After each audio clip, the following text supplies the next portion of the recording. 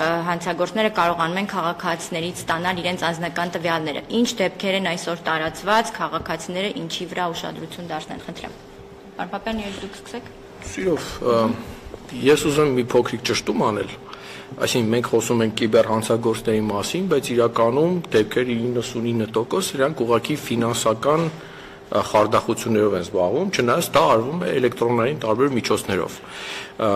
Ավելին ասեմ, օրինակ շատ տարածված ներդրումային բուրգերի սխեմաները Հայաստանում մենք տեսել ենք դեռ 90-ականներից, այնպես չի, որ դա ինչ-որ նորություն է կամ գյուտ է,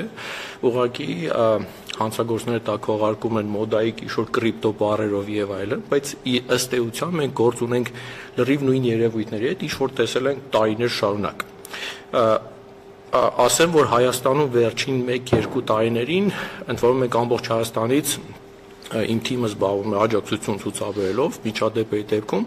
մենք ինչ-որ դեպքեր ենք դիտարկում եւ դա իհարկե չի ներկայացնում վիճակագրություն, ես կարծում եմ, որ հարգելի մյուս բանախոսներ ավելի շատ ամփոփ տեղեկատվություն կունենան, բայց մենք տեսնում ենք, որ վերջին 1-2 տարվա ընթացքում շեշտակիորեն աճել են տարբեր տիպի ներդրումային խարդախությունները, ռոմանտիկ խարդախություններ, այսինքն երբ դիմում են սահմանից այն կողմից ինչ-որ Հայաստանի որևէ քաղաքացու, ասում են, չգիտեմ, ամուսնանանք, շփվենք, հետո ինչ-որ պահի դա վերաճում է խարդախության սխեմայի, տեսնում ենք ֆիշինգային խարդախություններ, որոնք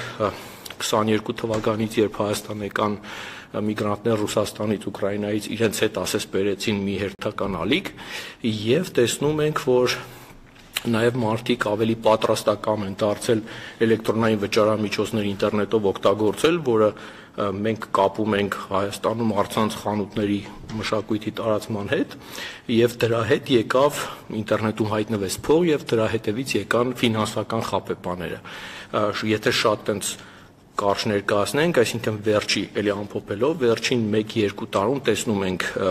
ֆինանսական ներդրումային խաբեությունների կտրուկ աճ, տեսնում ենք այսպես կոչված տարբեր տիպի ֆիշինգային երևույթներ, այդ թվում ռոմանտիկ, այս ինչ-որ քողերի տակ կամ խաբեություններ, որ ինձ Իսպանիայում թալանել են, չգիտեմ, արագ փող ուղարկի կգամ կտամ կարգի, հա, այսինքն երբ որ ուրիշ մարդու անունից են ներկանում, տեսնում ենք այդ իմ նշած առևտրային գործարքների մեջ, հա, խաբելու պահը, երբ առաջարկում են վճարում անելու կորզում են ավելորդ տվյալներ եւ տեսնում ենք ընդհանուր դինամիկան, որ ինչ գումարը ավելացել է ինտերնետում, առցանց էլեկտրոնային միջոցները Հայաստանում ավելացել են, դրանց շրջանացում դրան հետ եկել են նաեւ տարբեր տիպի մեխանիզմով այդ գումարը կորզելու ինչ-որ խաբեբաներ։ Դուք խոսեցիք գումար կորզելու մասին, հիմա կխնդրեմ դուք խոսեք անձնական